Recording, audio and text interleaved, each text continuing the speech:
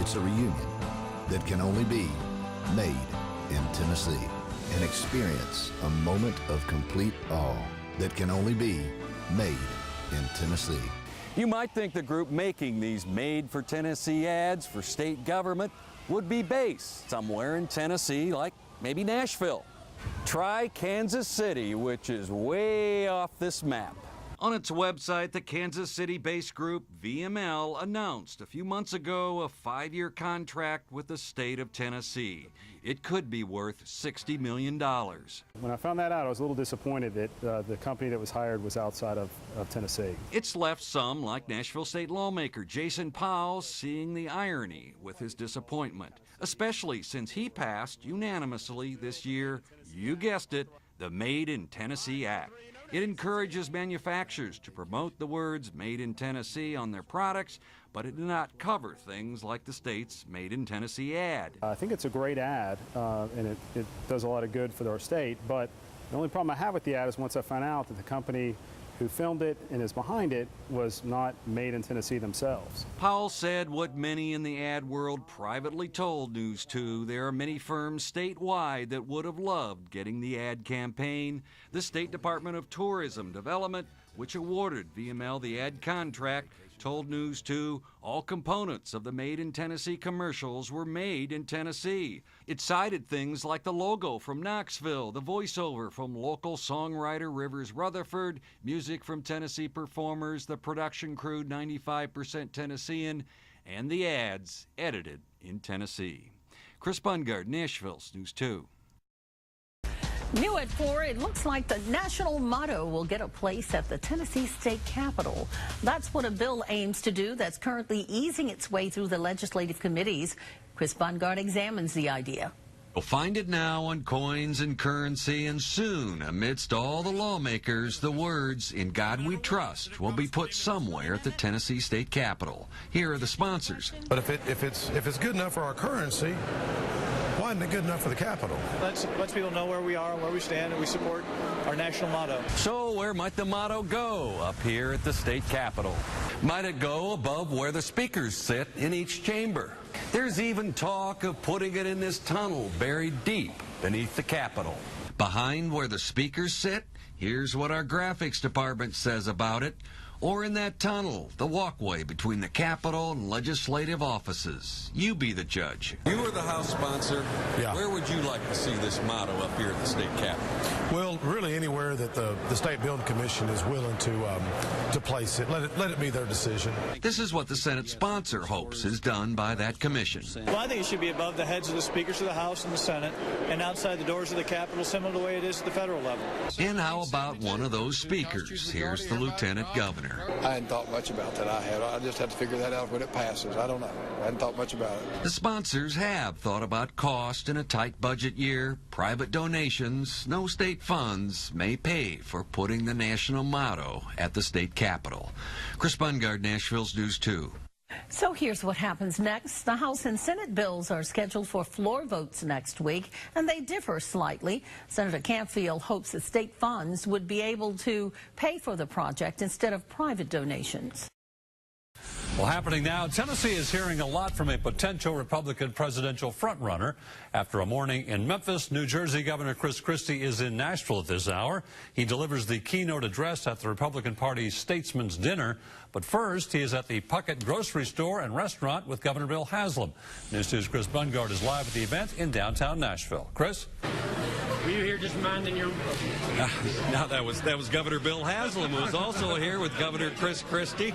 The two governors are here, of course, for the Statesman Dinner tonight. I've been watching both of them walk around here the last 20 or so minutes. Governor Christie, if I didn't know any better, it looks like you're running for something. I know he's running for something. How about you? I'm here helping him run for something. Not that he needs a whole heck of a lot of help, but I'm chairman of the Republican Governors Association, speaking tonight at the Statesman's Dinner, and Bill is a great friend and a great governor, so I'm just here to help him. I didn't hear an answer there, Chris, I'll try again. If you were going to run for president, this is a fairly conservative state, and a lot of folks feel you're not conservative enough. What do you say to them? I don't worry about those things. You know, I think people judge you by who you are and what you've done, and there'll be plenty of time if I decide to do anything else for people to make those judgments. My job is to make sure that the Republican governors across the country get all the support they need to get reelected. You know, Governor Haslam's done a great job here. He's a friend, and so is Chrissy, and I'm happy to be here, and I'm happy to have been invited to come by the governor. And I've got to ask the governor one quick question here. Well, so does this mean that you're supporting this guy? He says he's for you. Well, I mean, if he runs for president. I haven't heard an announcement from him yet. So. Oh, come on, go out on a limb. Be first in line. I mean, Chris is a good guy, and he's a friend, and he's really working hard for Republican governors. But even more than that, he's making hard choices in government, and I appreciate the strong stance he's taken, and proud to have him here with us. Well, thank you both, governors. So there'll be more tonight from both of them at the Statesman Dinner. Chris Bundgaard reporting live. Chris, some non-answer answers there. News 2 will be at the Statesman's Dinner for Governor Christie's keynote address tonight. This is a News 2 special. Good afternoon, everyone. I'm Bob Mueller. Welcome to our special report, our coverage of President Barack Obama's visit to Nashville, his first visit to Music City since becoming President of the United States. You can see Air Force One arriving at the Nashville International Airport at Berry Field, actually, home of the National Guard.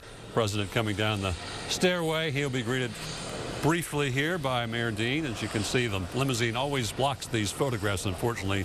The tops of the heads is all you can see. Mayor Dean greeting the president now. That's Congressman Cooper. You can see the top of his head with the glasses on. And welcome back to our coverage of President Obama's visit to Middle Tennessee. You're looking live at a picture inside McGavock High School. The president has left Berry Field, the Nashville International Airport, and is on the way there. Should be there momentarily. As we said earlier, News 2's Chris Bundgaard is also there. And Chris, we talked about this event almost didn't happen because of a tragedy there, but the administration, the principal, decided it would better honor this young man who was tragically killed 2 days ago, allegedly by another McGavock student, to have the president arrive today and do his speech. Well, Bob, as we're looking out in the crowd here, I was able to talk to several of these McGavock students, both outside and inside here, and basically what they told me happened a few days ago when this happened, and after the White House had called here the other day and said, do you want to cancel? Apparently what the principal here, Robin Walt, did was he talked to the families, and the families said, you need to go ahead with it. It would honor our sons. And I don't think there's been any kind of visit from a president to a high school, or just a few days earlier, one of the students was murdered, and another student is being held and charged in connection with that death, Bob. Yeah, and the question will be, too, in a pro-gun state like Tennessee, whether the president decides to talk about gun control issues, gun violence issues. As we said, as we're look outside and watching the motorcade on the way, he is going to talk about this incident. Sadly, a 17-year-old McGavock High School student faces charges for the alleged killing of a 15-year-old. That child did die. Whether it was an accident, whether it was intentional, we don't know yet. That's still under investigation. Outside of McGavock High School, there are the presidential motorcade. Now, on that side of McGavock Pike, you have those who are huge supporters of the president and his policies. And on the opposite side of McGavock Pike, you have those who oppose the president and his policies. They tell us some of their concerns, well, deals with the increase of the national debt and the president's health care law. But at the end of the day, both sides agree to have the commander-in-chief here in Nashville is a really big deal. We haven't seen him for a while. He looks a little different. But yes, Vice President Gore is standing next to Congressman Jim Cooper. He's waving to several of these folks, obviously he knows, and also Mayor Carl Dean, who is next to Congressman Cooper. So obviously this means that the president is about to come in the building. I present to you the President of the United States, Barack Obama.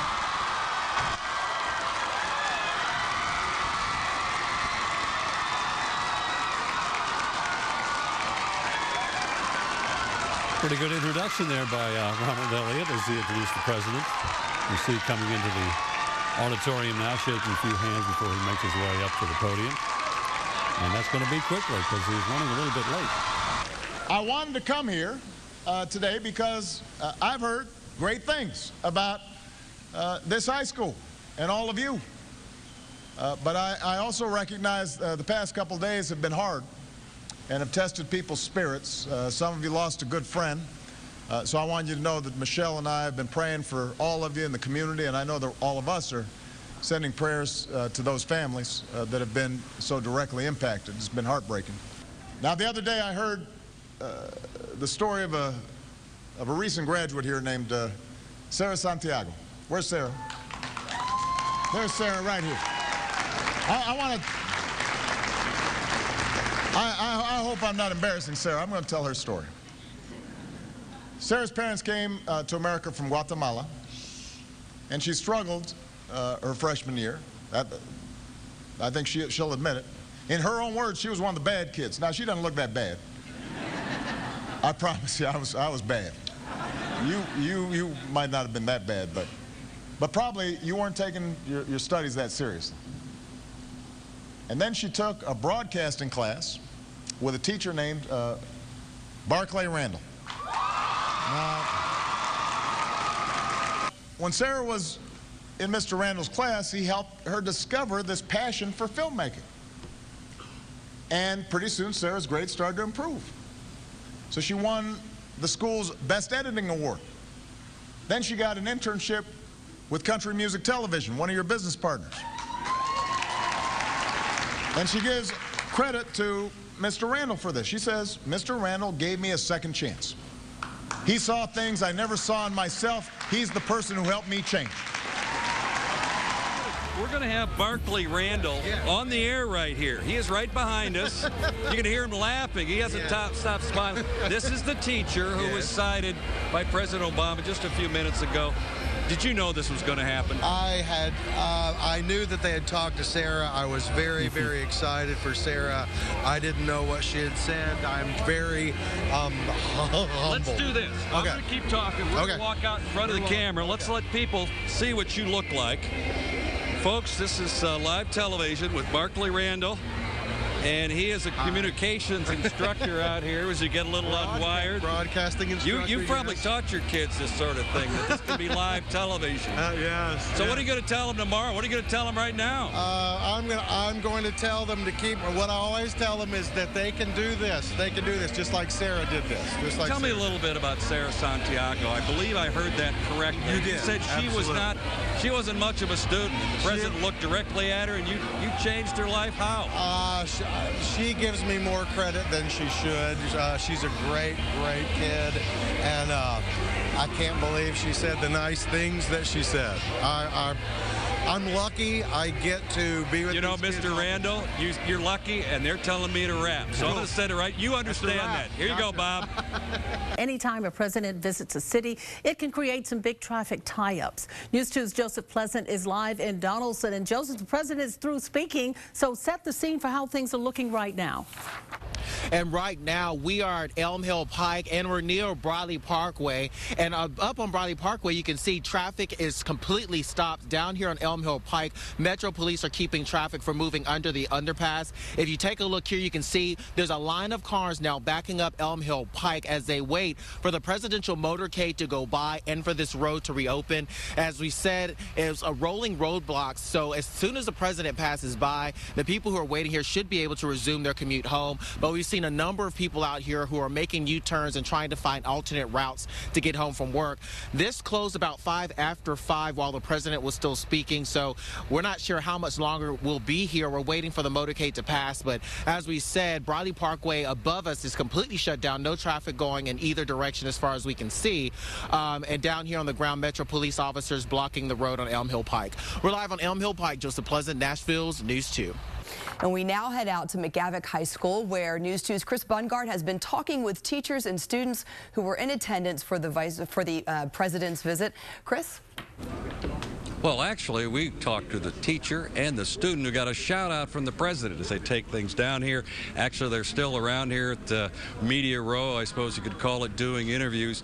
Now we begin with that presidential shout out. Sarah's parents came to America from Guatemala, and she struggled her freshman year. I think she'll admit it. In her own words, she was one of the bad kids. Now, she doesn't look that bad. I promise you, I was bad. You might not have been that bad, but probably you weren't taking your studies that seriously. And then she took a broadcasting class with a teacher named Barclay Randall. It really is very much a cooperative effort between our school, our principal Wall, our business partners, CMT, Rocketown, Stones River, and we all kind of come together and give the kids real life experience. He definitely believed in me. He saw something in me that I never saw in myself. And he showed me and he found in me the passion for filming. And I'm honestly he did just so much for me. He believed in me. He gave me opportunities that no one else has ever given me. And he's just an incredible man. Well, Sarah Santiago told me a few minutes ago that instead of being on cloud 9, she was on cloud 999. Now, she is a freshman at Ball State studying film. Barclay Randall is still doing interviews up here on the media roll out here where President Obama spoke to McGavock High School. Reporting live, Chris Bundgaard, Nashville's News 2. Thank you, Chris.